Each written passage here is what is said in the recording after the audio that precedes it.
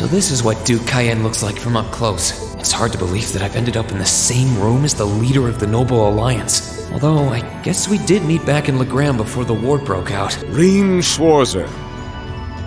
Truth be told, we don't want this war to drag on any more than you do. Really? We only acted as we did, due in part to our dearly departed Chancellor's behavior being far too unreasonable to justify turning a blind eye. He garnered the trust of His Majesty, and in turn misused that trust. He flagrantly disregarded this nation's beloved culture and traditions, treating Erebonia as if it were his own personal property. Surely you too noticed this. Well, I can't say I disagree. We did hear story after story during our field studies about how aggressive his policies were, about the way he didn't care how many enemies he made as a result, creating terrorist groups like the Imperial Liberation Front.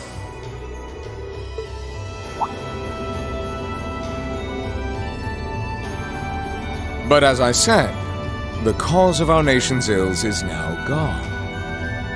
Now, all that remains is to turn back the hands of time just a touch, and the good old days of the Empire will be upon us once more. The key to this bright future lies in putting aside our differences and joining hands. I'm afraid that yes, you are. Do you honestly believe that people can so easily put aside their differences after all the Alliance has done? You occupied Heimdall and effectively took every one of its citizens hostage, imprisoned the Imperial family. And let's not forget how you're now in league with the enemy nation responsible for the destruction of Gorelia Fortress. After all that, the Imperial army would never bow their heads to the likes of you, even if the rest of the population did. My word, I'm afraid there's been a terrible misunderstanding. The Imperial family is simply under our loving protection. They certainly haven't been imprisoned, but that does bring me to exactly why I want you to help us. It does? The Azure Knight is already on our side, but if we had your Ashen Knight as well, that would mean we'd have two of the great knights of Erebonian legend to put into play. Couple them with our Panzer Soldats, Imperial Army's armored divisions would cower before us. You may not find us winning the war ideal, but this union benefits everyone more than carrying on until our inevitable victory, I don't think it's that simple. I beg to differ. The presence of Soldats units on a battlefield makes a tremendous difference. What they may lack in firepower and armor compared to tanks, they make up for in mobility and versatility. But more important than even those factors is the psychological impact they have on our opponents. Well...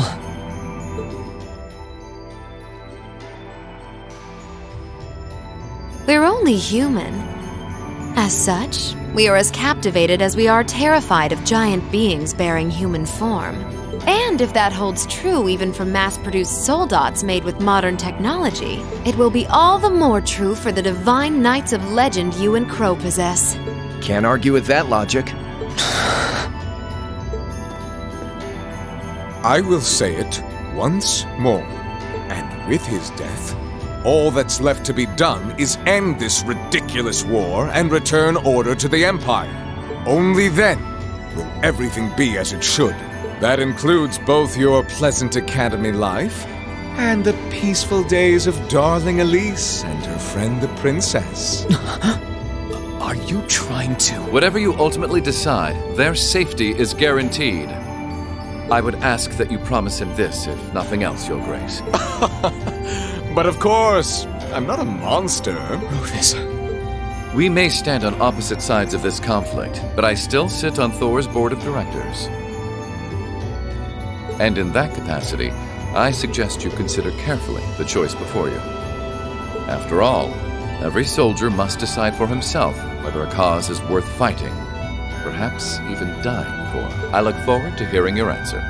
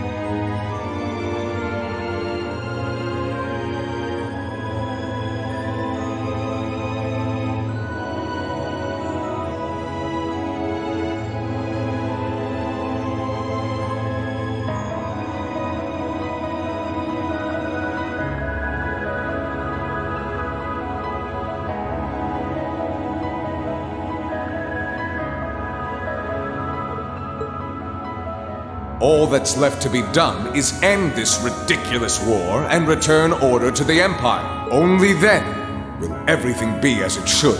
That includes both your pleasant academy life and the peaceful days of darling Elise and her friend the princess.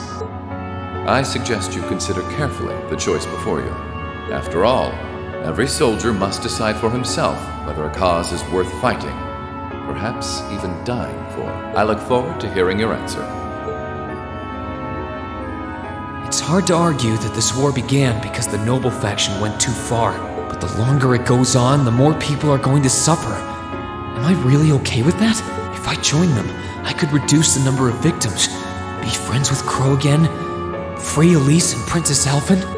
No, this isn't that simple. Think, Rain, think! I was able to reunite with the others, but Elise and Princess Alphen are still in the Alliance's custody. What's the best thing I can do? This isn't just about me. What do all of us want to do? Keep racking your brain like that and smoke will start coming out of your ears.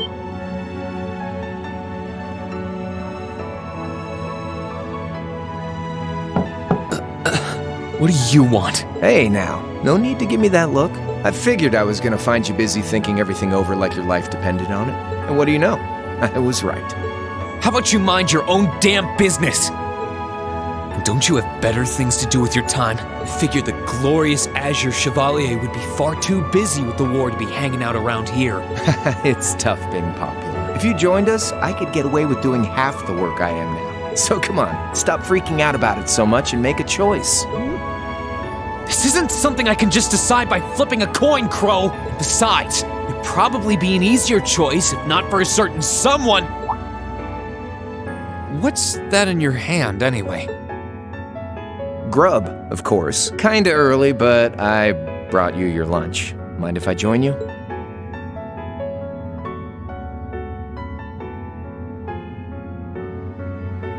Hamburgers, fries, and onion rings, huh? I was expecting something more fancy like I had last night. Oh, that kind of food more your thing? Okay then, give me a minute while I go ask the chef to whip something up. No, this is fine. The burger looks delicious. Cool. All right, dig in.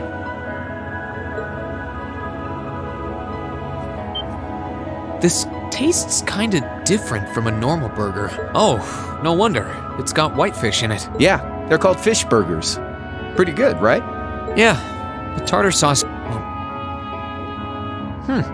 This tastes amazing. I like this way more than the food I had last night, to be honest. Well, glad to hear it. Guess it was worth putting my cooking skills to the test after all. Wait, you made this? Was my first time cooking in a while, too. Sharon could probably do better, though. But I wanted to give it a shot anyway. This stuff was like soul food back in Jirai where I grew up. Oh.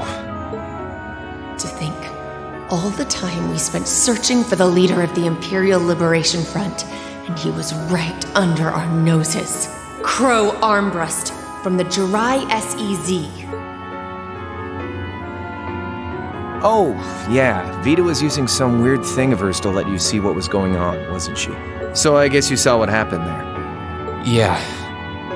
Jirai was that special economic zone in the northwest you guys went to.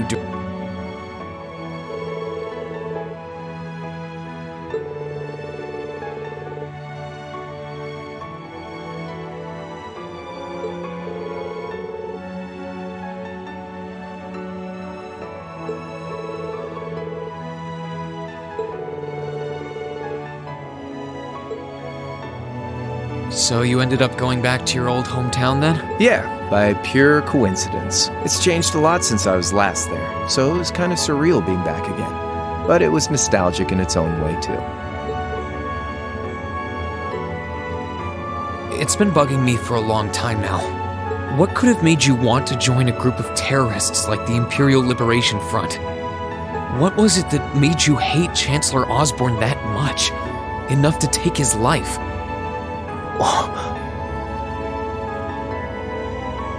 Tell me, Crow, please. I want to know what it was that made you who you are now. What kind of place Jirai was, how you lived there, and what you were doing before you entered the academy and met Toa, Angelica, and George. Where's the fun in prying into a guy's past? Save all that talk for your number one in class.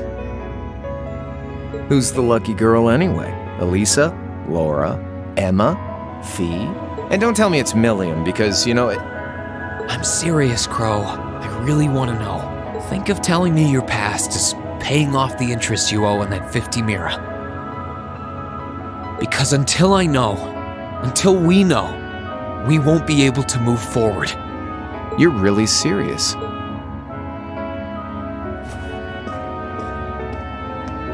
Crow? My past really isn't that big of a deal, you know. It's got nothing on yours, that's for sure. If you find yourself thinking that's all when I'm done, well, I warned you. So, you really want to know? Yeah. Nothing you say will change my mind. Please, tell me. All right, you win. Like I said, it's just your run-of-the-mill sob story. Pick up any history textbook and you'll probably find a dozen others just like it. It's the kind of story that's so common no one bothers to remember it, like it never even happened.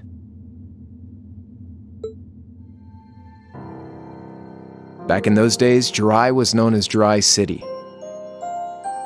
It was a city-state off the coast of northwest Zemuria that prospered through maritime trade with West Erebonia, Northumbria, and Remiferia. It had a population of around 150,000 people, so it wasn't exactly a big place or anything. Because of that, the surrounding nations left it alone and let us live out our days in peace. We were pretty fortunate, all things considered, until about 20 years ago. That was when the Northumbrian disaster struck, and much of the Principality of Northumbria was turned to salt. And as a result, trade on the northwest shore was reduced to virtually nothing. Day after day, Jirai's prosperity started to fade away. Still, it wasn't all bad. We had our fishing, our historic landmarks, our septium mines.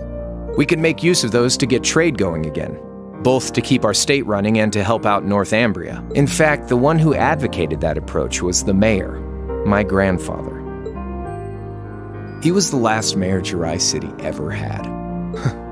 He was a stubborn old bastard, but he had this wry sense of humor, and was well loved by everyone. I lost my mom and dad early, so he was also my only living relative. He taught me just about everything a guy could know. He was like a mom, dad, and your old master rolled into one, I guess. Anyway, fast forward to 10 years ago.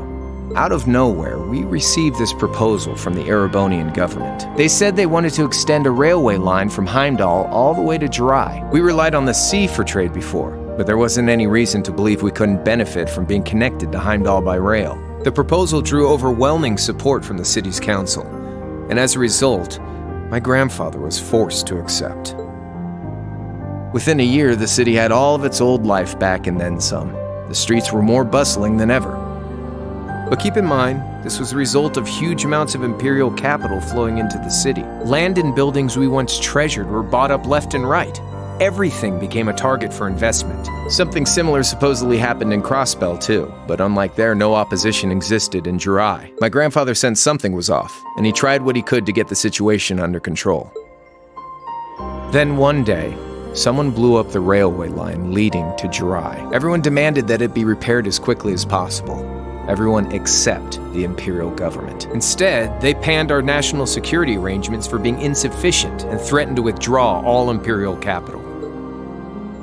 The city was left in an uproar like we'd never seen. Shares plummeted, and with no one able to ascertain the culprit's identity, chaos reigned. that was when he showed up. Chancellor Gileath Osborne. In his third year as representative of the Imperial government, we then received a second proposal. The restoration of the railway and its future security will be seen to by the Imperial Army. In return for our continued assistance and safekeeping, Jirai will come under the wing of our glorious empire and attain even greater prosperity as a special economic zone. The timing was too good to be true, really. Realizing this, my grandfather staunchly opposed the idea. He tried everything he could to convince the city's council to reject the offer. Unfortunately, once you taste the sweet fruit of prosperity, it's hard to want to go back. The council, made up of influential merchants and all their greed, jumped at the offer. And tempted by the elimination of customs, together with the tax breaks from being an SEZ, many of the citizens did too. And during all that, they'd conveniently found a suspect behind the railway incident. My grandfather.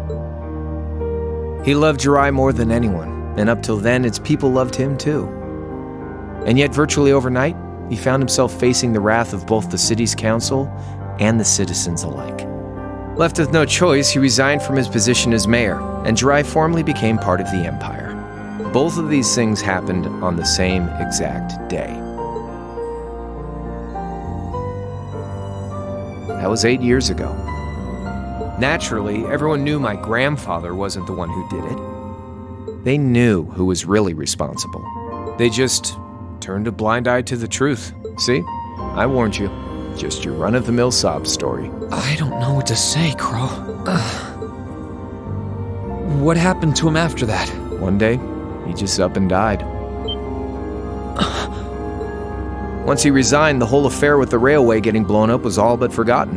He lived comfortably in retirement for about half a year, fell ill, and that was that. He just lost the will to go on, I guess. Like I said, he was the only family I had. I mean, I had plenty of friends even then, but I chose to leave it all behind. I was 13 at the time. I wandered the land, doing what... That was when I met old Cayenne, who happily indulged my hatred for the Chancellor. And with his financial backing, I went out with the goal to find others who were just like me. That was the beginning of the Imperial Liberation Front. Gideon, Scarlet, and Vulcan were among those I recruited.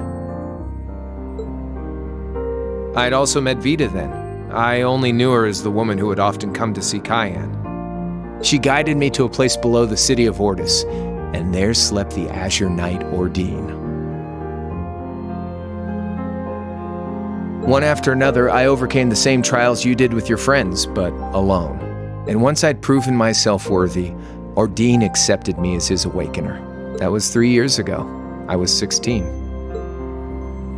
My preparations complete, I concealed my background and enrolled in a military academy near the capital. Everything I did for the sole purpose of taking the Chancellor's head.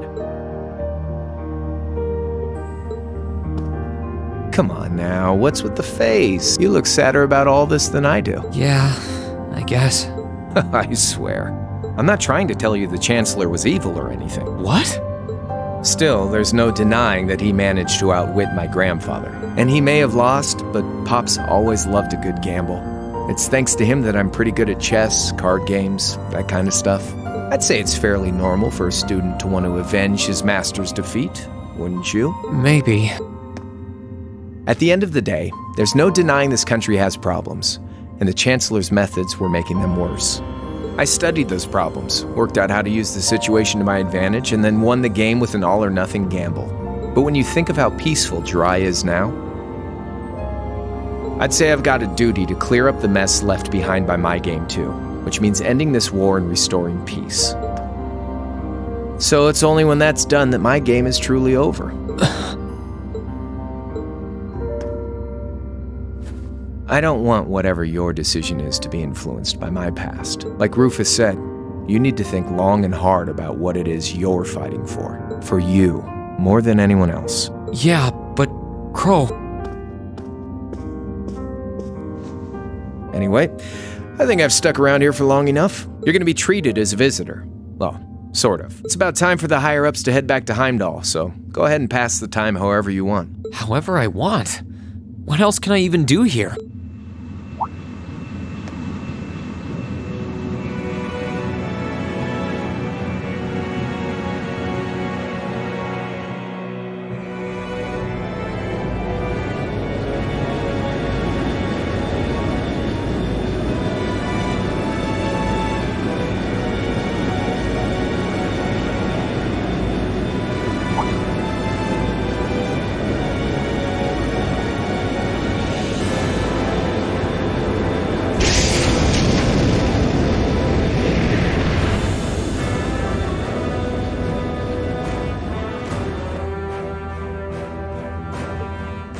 There'll be no guards outside your room, so if you want to try and escape, be my guest.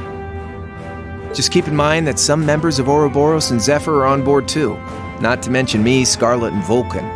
So if you're up for a gamble of your own, get ready to take all of us on. Sounds fun.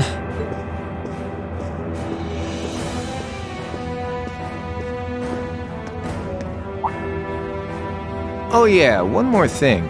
There's this real cute visitor in the guest of honor's room on the second floor. I think she'd perk right up if she saw you. So why not go pay her a visit? Just don't go making your girl jealous, okay?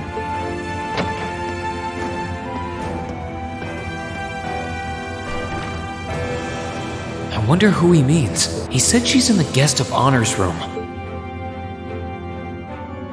Well, I can't waste much time here. I told everyone I'd definitely come back soon.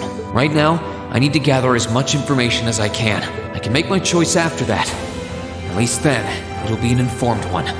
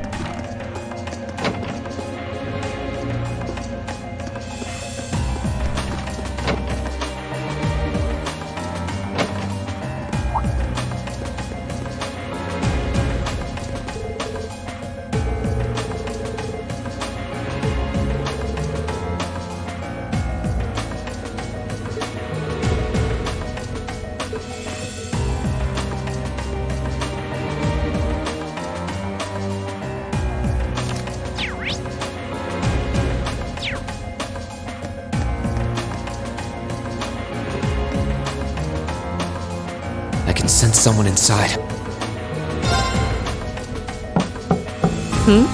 Come on in if you like. That sounds like... Excuse me.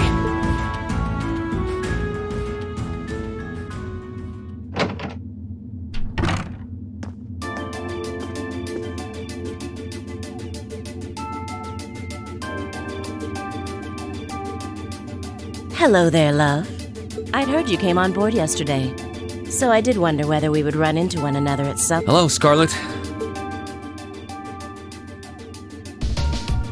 Last time we spoke was a month and a half ago near Trista, I think. Quite a memorable day for both of us, wasn't it? There's no need to stand over there. Come and have a seat. I'll pour us some tea. You really don't have to.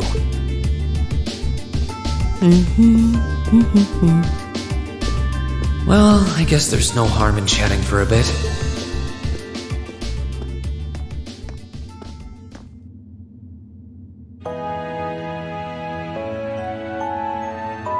These tea leaves really are wonderful, aren't they? Only the best for the airship of Erebonia's most powerful noble, I suppose. I have to admit, the fragrance is like no tea I've ever had before. You're right, though. It makes sense if it's something Duke Cayenne personally chose. Oh? I was under the impression that your family is a part of the nobility, too. Your father is a baron, isn't he? He might be a noble, but generally barons aren't all that wealthy. We live a relatively modest lifestyle. Oh, really? I wouldn't have thought it before, but maybe my family was actually more well-off than yours. And Scarlet, I heard she lost her old hometown when he went and built a railway through it. What kind of family did you come from, then? Oh, they weren't nobles, if that's what you're wondering. They were just relatively wealthy farmers. We were almost local celebrities in a way. Oh, I see. You're wondering how someone like me became a terrorist? It's written all over your face. Well, I can't deny that I'm curious. I heard that you lost your hometown because Osborn built a railway through it. Oh, did C tell you? No, I suppose it must have been V. He never was one to keep quiet about things. So, I mean, what happened? Some things are best left unsaid. It's not as if knowing would somehow allow you to change things. I suppose. You're so adorable, Reen. Now I know why C took a liking to you. What do you say? How about you come and fight with me and the other big girls and boys? It'll be fun, I promise. Please stop teasing me. Anyway, thank you for the tea. It wasn't just made with high-quality leaves. It was brewed exceptionally, too. You're very welcome. Oh, actually, I may as well ask while I have the chance. Where did you learn how to use that weapon of yours anyway? It's pretty unique. Oh, that? I suppose it can't hurt to tell you. The holy city of Arteria. The Arteria? Where the high seat of the Septian Church is? That's the one. It's called a Templar sword, and it's a traditional weapon in the church. A few years ago, I was studying to be a sister and was trained in how to use it there. Surely you must be talking about some other church, right? You're telling me there are sisters in the Septian Church who use weapons like that? There are more things in this world you don't know than you could possibly imagine. Well, it doesn't matter much now. I ended up returning to Erebonia before my training was complete. Oh? Anyway, that's all I'm telling you for now. I'll give you the full story if you decide to join us. Sound fair? And if you choose not to join, well, that way has its own charms, I suppose.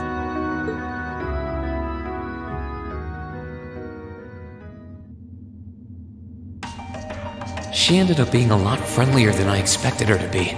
I wonder how much of what she was saying about being a sister was true.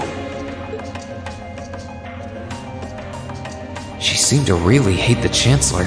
I wonder what she intends to do now that he's gone.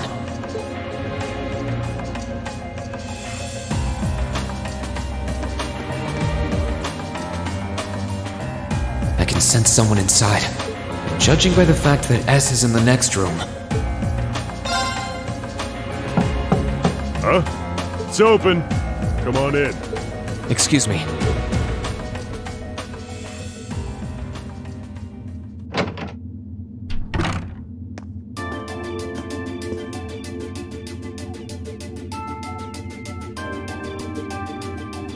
Oh, it's you. You finished talking with C?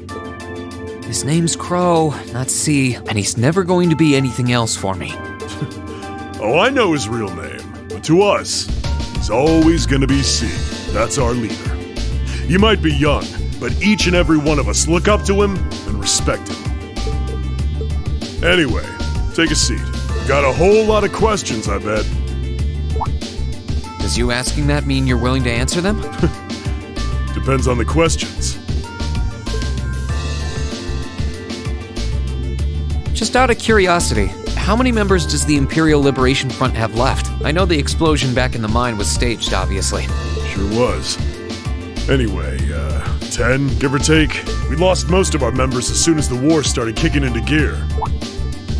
Oh.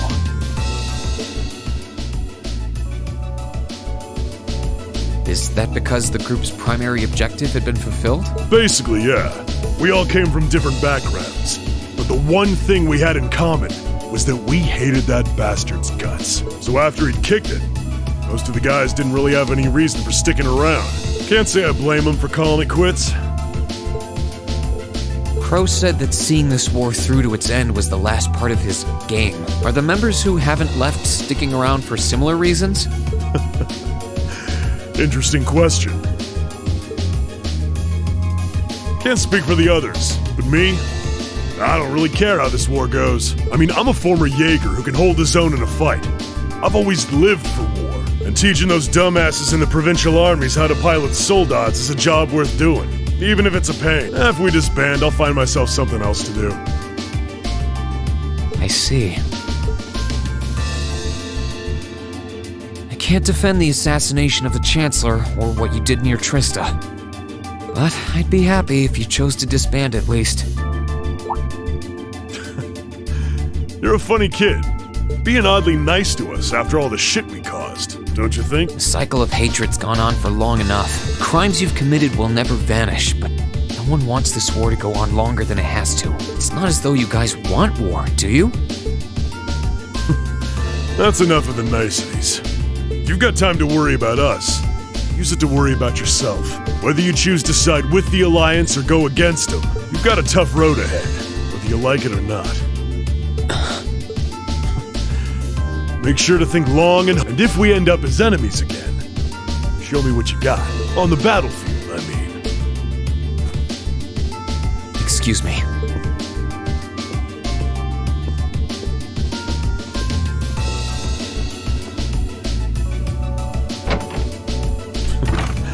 Think I might have been too harsh on the kid. Still... yeah. He's probably perfect for the job.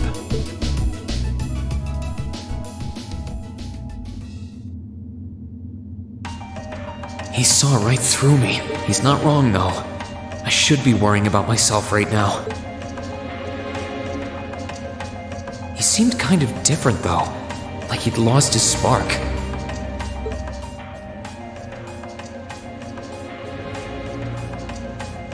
His sole objective in life seemed to be to get revenge for his old Jaeger Corps killed by Osborn. Maybe he's just not sure what to do with himself now that he's done just that?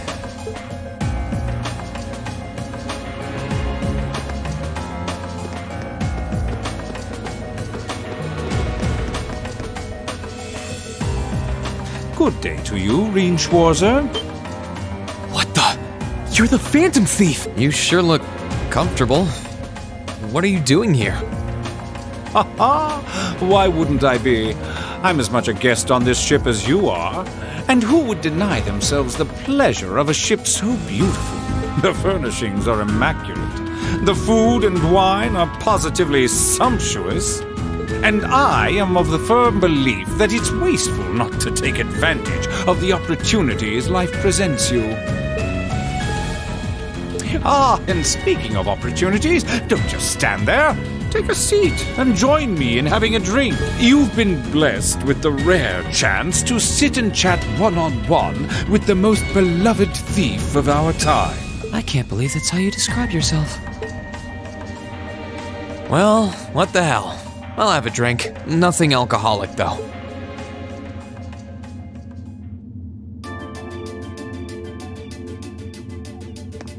Funny. I didn't realize you'd met Prince Olivert. Ha!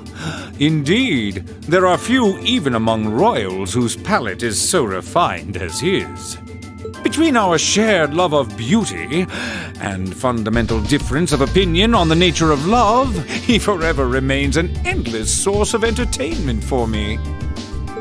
I suddenly feel very sorry for him.